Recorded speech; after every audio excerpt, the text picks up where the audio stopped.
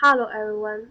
Our group presentation topic is Chapter 2, The Great Experiment.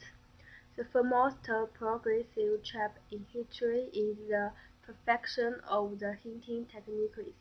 So we escaped from this trip through the invitation of agriculture, and then proceed with our greatest experiment throughout the development of the global civilization. However, whether the civilization and the agriculture are a bigger track, beginning of agriculture was an accident. It's a series of the temptations. So most people have begun to the monotonous hard life. Number of the agriculture reached at the expense of quality in return. More food, more populated. But there are little nutrition and life empowerment. With domestic plants, but also domestic plants changed to our disadvantage. It's a motor simple decision on what we can do. Should not risk tailoring changes. Team members who will start analyze from the three aspects of Old Stone Age, Middle Stone Age, and New Stone Age.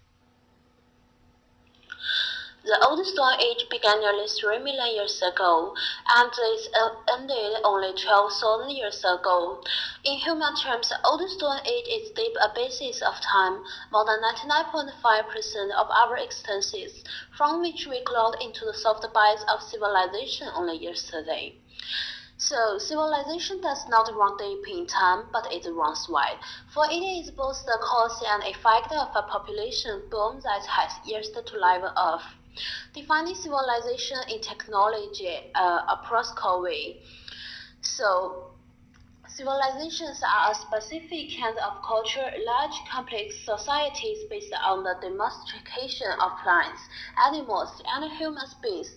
Civilizations vary in their makeup, but typically have twin cities, governments, social classes, and specialized professions.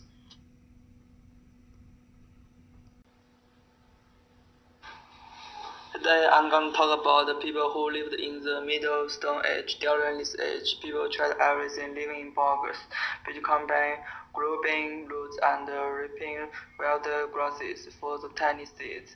Villages appear in key areas before farming.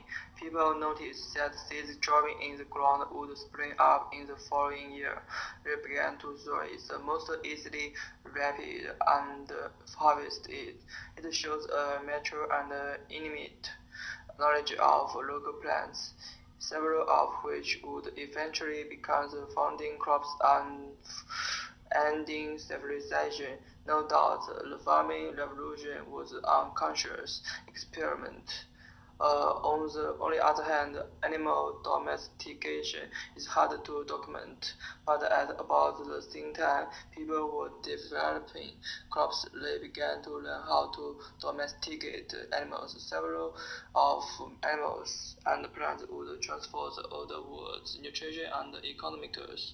The more predictable the food supply, the bigger population. With the development of fertile farming, the population of humans reached a lot.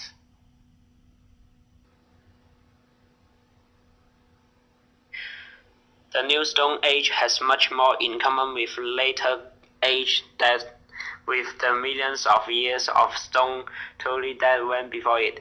The farming revolution produced a new mode of substance which remains that base of the world in corn to this day.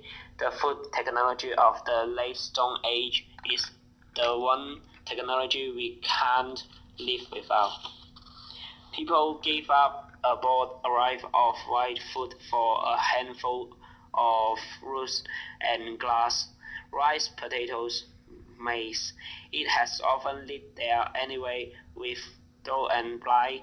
Most people throughout most of time have lived on the edge of hunger, and much of the world still does. Change is not in our interest. Our only rational place is not to risk provoking it.